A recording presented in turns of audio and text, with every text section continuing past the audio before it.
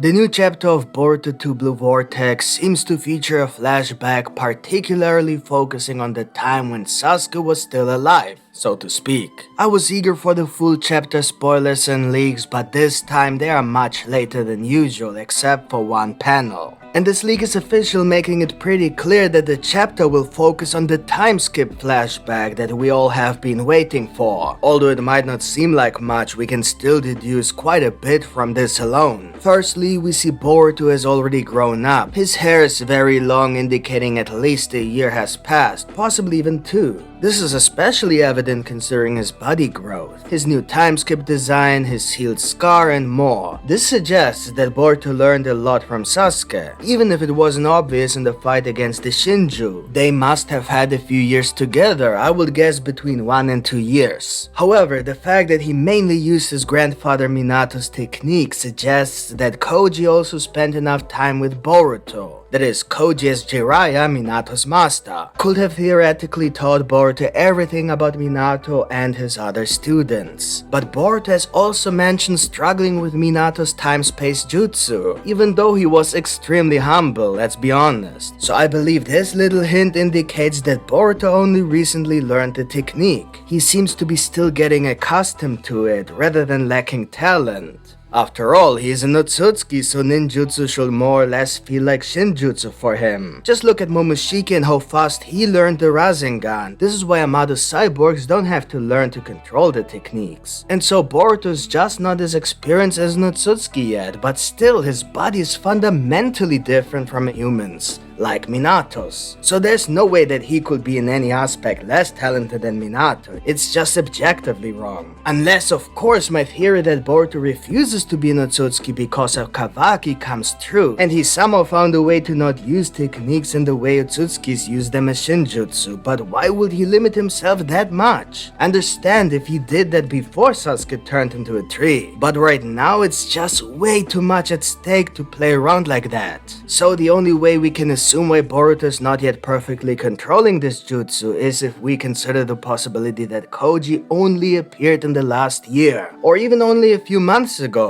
However, the fact that we haven't seen Koji with Sasuke and Boruto is very odd. It suggests that Koji appeared only after Sasuke was attacked by the 10-tailed beast. This of course implies that either Amado planned this event and Koji is just executing the next step, or they even deliberately led one of those beasts to Sasuke. This way Koji could take over Boruto's education and teach him things that serve Amado's interests for a future event. In this scenario, Boruto would react accordingly to fulfill Amado's next planned step. In this scenario, Boruto would react accordingly to fulfill Amado's next planned step. If Sasuke couldn't teach Boruto this step, removing him would be a solution. And I think the highlight of this chapter will be, or rather should be, whether directly or indirectly, the explanation of how, when, and why Koji approached Boruto. This includes what happened to him after the Jigen fight. Did he really survive? If so, then what did he do after that? Because he clearly must have had orders from Amado. If he didn't survive and Amado simply prepared another version of him like he did with the Delta, then that logically proves that Amado is controlling Koji. Unless Koji somehow managed to remove any dependency on Amado. He definitely wondered whether Amado could do the same to him as he did to Delta right before his eyes. That's already a form of control, even if it's not direct. So his intentions and also actions in regard to Boruto really depend on whether he is free from Amado's control and surveillance. We know that Amado most likely gave all the cyborgs the same features. He confirmed he can deactivate Kawaki the same way he did with the Delta, so there's no reason why the other cyborgs wouldn't have that feature. In the worst case scenario, there could even be a self-destruction command.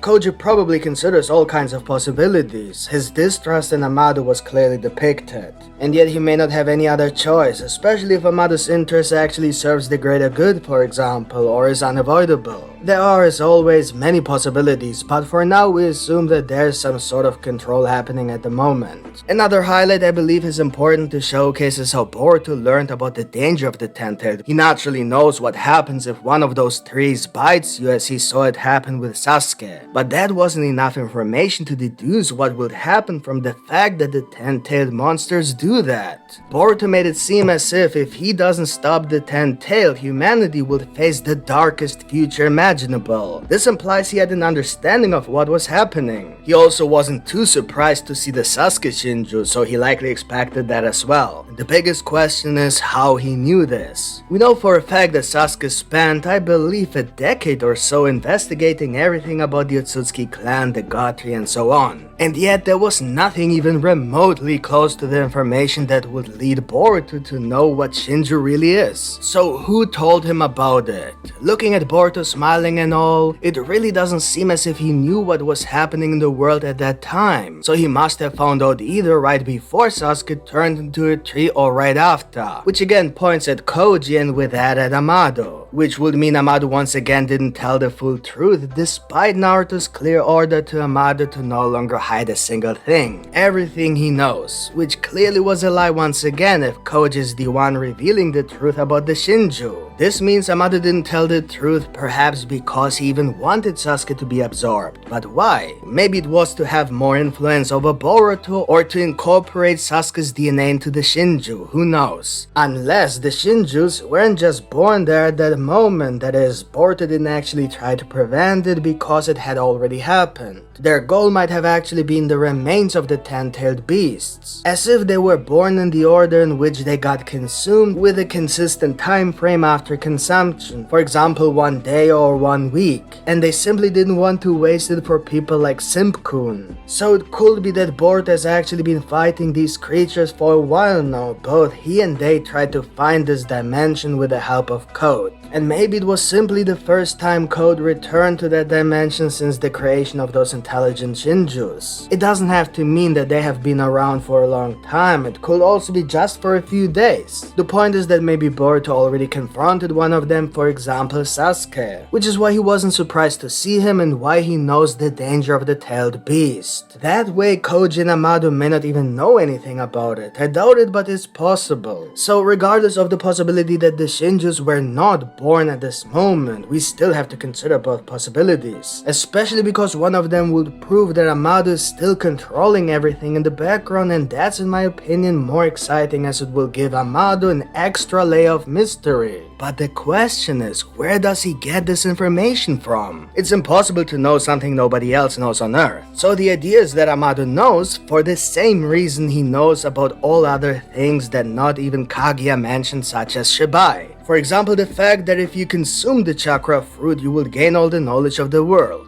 And here's the key. It was hinted that all the available knowledge in the world of Naruto is actually not really the full truth of human history. Momoshiki hinted that because Ada has the ability to rewrite history and because this is Shibai's power, and the fact that Shibai remains were found on Earth, that he for some reason decided to rewrite the history of humanity or someone using his powers. But, and that's a huge but, he can rewrite history as much as he wants. He won't be able to change the information written in the chakra fruit, as long as the chakra absorbed by the chakra fruit before the previous reset or alteration of human knowledge remains on Earth. Whether with Shibai's remains or simply floating in the planet's atmosphere, the memories that were once erased before Ada did the same still remain and can be revealed if you only get your hands on that chakra. How? Probably only by eating the chakra fruit that contains those informations. It's possible that Kaguya was the one who ate the fruit and after eating it, she entirely changed her plan and only pretended to do what she did. In reality, she might have wanted to achieve humanity's growth in strength, as if thinking, if they can't even defeat me, then they won't be able to defeat them. But if that's true, then one would assume she would have written that information down somewhere. And indeed, she knew that others would come, but as she rightly guessed, they arrived because of her betrayal and probably expected the next chakra fruit. A fruit is ready to be harvested once every 1,000 years. 1,000 years ago, Kaguya ate the fruit that Ishiki was supposed to eat. And 1,000 years later, Momoshiki arrived for the next fruit, indicating the tree he planted was at least 3,000 years old. And yet, human history in terms of chakra seems to have only started approximately 1,000 years ago. This is definitely confirmed. Hagoromo was the one giving human chakra through Ninshu. So the fact that not a single person knew about chakra or the Otsutsuki, despite the fact that they were living with the god tree for approximately 2000 years before Kaguya arrived, knowing it's forbidden to come too close and considering the tree as something godly, speaks to the fact that indeed there was a very important event that was erased from human history, leading to general confusion and inconsistency about the tree, just as it happened with Kawaki and Boruto, a common side effect. That's why nobody remembers how the tree was planted, and I believe this is important. So this is one of the things Shibai changed. But here's the most important key point: the focus is on minimum of 3000 years. We could theoretically argue that someone wanted humanity to have that knowledge, and so harvested the fruit that came before the one Kaguya consumed, but this person didn't eat the fruit. Maybe they hid it, and Amado found it. This would place Shibai's consumption of the final fruit not 2000 years ago but a minimum of 3000 years ago. Then we could argue that Amado found this chakra fruit instead of Shibai's remains. He took the knowledge from there, as well as all of Shibai's abilities, because it's assumable that the chakra fruit not only absorbed everything natural and human, but also the remains of Shibai. This is why Kaguya didn't awaken Shibai's abilities when she ate the fruit. It's not the one that absorbed Shibai. This would also make much more sense than assuming Amado randomly found the remains of Shibai when for thousands of years nobody else did. So unless Amado is Otsutsuki himself, or from the past or future, can time travel, or is from an ancient family that recorded the true history of humanity, he must have gotten that information from the same method he used to preserve the memories of his daughter Akebi. But for that, it seemed important that Akebi's brain was functioning properly, meaning she couldn't have been dead for thousands of years. The same should apply to Shibai. This is why only a chakra fruit is a plausible explanation. Unless of course Shibai's body was preserved because he had so many chakra fruits. But then again, why didn't anyone else find Shibai? In any case, it's also too convenient for the plot to assume that a genius like Amado, literally the only person who could use Shibai's DNA so effectively, randomly found either Shibai or the fruit. Unless we further assume that Amado was just a regular dude and became so smart because he consumed the chakra fruit that contained all the knowledge. You see, there are many possibilities, but this should pretty much be the right direction. So what do you think of this video? Let me know in the comments. And if you want to see more Boruto content, then subscribe to this channel with the notification bell activated for more videos. Thank you for watching and see you next time. Bye!